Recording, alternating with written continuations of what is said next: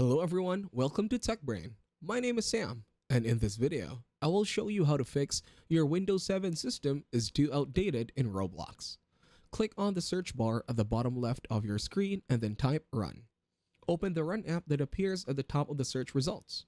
In the Run dialog box, type %temp% and press Enter.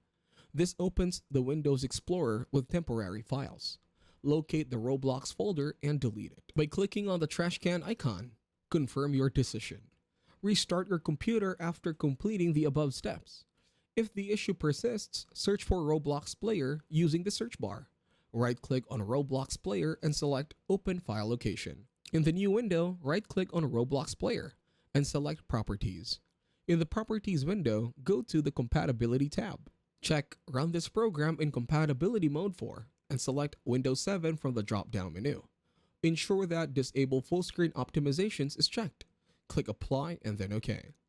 If the problem continues, open the Compatibility Troubleshooter.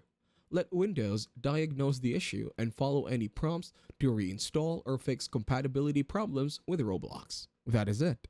Thank you very much for watching. Please make sure to leave a like and subscribe to our channel. Have a nice day.